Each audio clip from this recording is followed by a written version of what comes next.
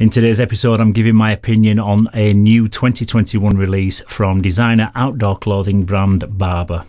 This is simply called Barbour for Him, and to find out if this is any good, stay with me for the next 8 minutes and we'll find out. Welcome to Mags Frags.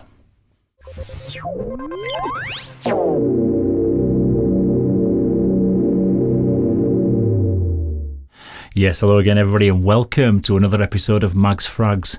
I'm Paul and this is day 117 of my Fragrance 365 project, where the fragrance is the star of the show. Today's scent of the day and going under the microscope is Barbour for Him, which is a 2021 release, and it's described as a woody aromatic fragrance and a nod to Barbour's Scottish heritage.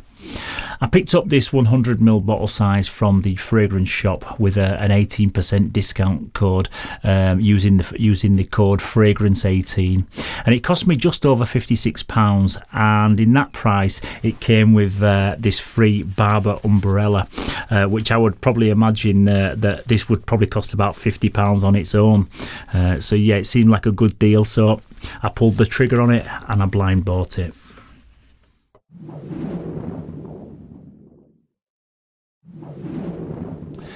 Yes, so into the presentation, and I can confidently say that I've never had a better first impression of any fragrance that I've ever reviewed or even ever owned in my lifetime. The box alone is a masterpiece, and if you're a bit of a tactile person like I am, the feel of the packaging is just awesome. It's like super finely brushed suede effect, and it just feels unbelievably nice in your hand. It comes in this British racing green colour with chrome detailing on the front, and it features the famous Barbour tartan at the bottom, which is actually a material and not some kind of cheap print effect. There's nothing else on the box apart from the product information, which is just on the bottom there. I don't know if you can see that. But yeah, apart from that, there's nothing else on the box. But yeah, it's a beautiful box. Feels really nice. You might just be able to pick up there how smooth and nice it is. Just pick up a few fingerprints, but straight away quality packaging. There's a removable lid, and the bottle sits on like a display plinth, and the high quality materials continue into the bottle, and again you just get this really luxurious soft touch finish with chrome branding on the front, and also like chrome accents around the edge of the cap. The cap also features a leather band and runs around the top there, and we've also got again the tartan material that runs on the bottom there. There's more branding, Barbour branding on the top, if you can see that, and that's etched into the top there. But the only thing that kind of stops this from being a full 10 out of 10 and having the perfect presentation is the cap. It's a click-on style cap rather than being magnetic. But apart from that, this is total perfection when it comes to the presentation. The atomizer and the spray quality is really nice. Just a lovely little fine mist, and I can't give this any less than a straight 10 out of 10 for the way it's presented.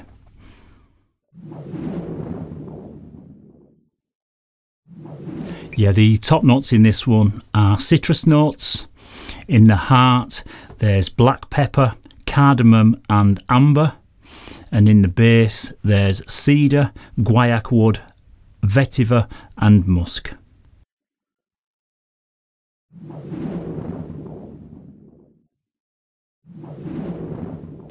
Yet although in the note breakdown the citrus notes listed as the top notes, but these don't dominate the opening, but instead they're kind of there just to support the spices in the mid, because right from the very first spray, this one to my nose has a very, very strong resemblance to this one, Victor and Rolf's Spice Bomb Extreme. Then after about the first hour or so, this goes off in a more woody and ambery dry down, whilst the Spice Bomb retains the pepperiness for longer. This is a masculine, intense smelling scent with rich, resinous, woody notes, with a firecracker spiciness for the most part of the fragrance. And then it kind of sweetens up a touch in the far dry down when the musk and the amber join the party. It's got that warm, cosy, Christmassy feel, and I'll be rocking the hell out of this one over the festive season.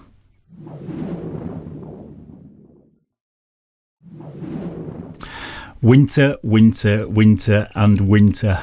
This is definitely one I'd describe as an outdoor winter fragrance, but it's said to be inspired by the Scottish Highlands, so it's normally -0 degrees up there in the summertime anyway. As I've just said before, for me, as soon as I spray it, it's like spraying Christmas.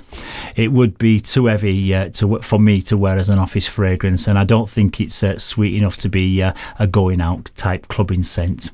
This is for me, this is kind of a wrapping up warm and heading out into the into like a cold wintry day, just listening to the dried leaves crunching under your feet whilst you're wearing like a big overcoat and a nice warm scarf. It has just got that wintry outdoor feel about it.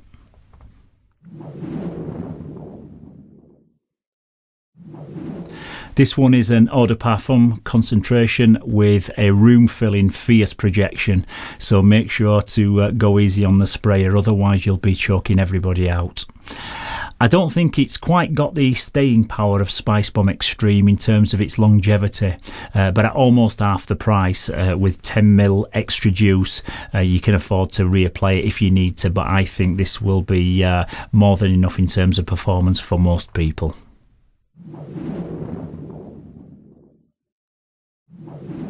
Yeah, this one scratches the itch for anyone who enjoys this Spice Bomb Extreme, but doesn't like the hefty price tag that you'll pay. You get about a 90% similarity in terms of smell, but this one wipes the floor with the Spice Bomb in terms of its presentation and value for money.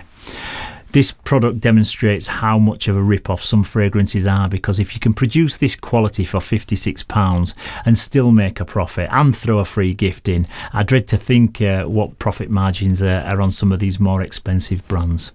This is a great cold weather scent, and it gets a 9 out of 10 from me. The only reason it doesn't get a straight 10 out of 10 is simply just because it is so much like Spice Bomb, and I'd have liked it to maybe have a little bit more of its own unique identity, but this one I would probably describe it as a top-notch clone. Yeah, so once again, that's about it for today's scent of the day. Next time I'll be giving my thoughts on a fragrance that's been around for some time now, but it never ever gets mentioned, so keep looking out for that one. It's going to be a good one. If you found this video useful, please don't forget to give it a like and subscribe to the channel. It's also great to hear your thoughts, your opinions, your critiques on all of the fragrances that feature in the 365 project, so keep your comments coming down in the comments section. I'd also like to hear whether you think these 365 videos are about the right time, or whether you think I should go more in depth, or maybe cut out the waffle, but let me know what you think. So as always, thank you very much once again for tuning in. Stay safe, keep smelling fresh, and I will see you again very shortly for another one. Bye bye for now.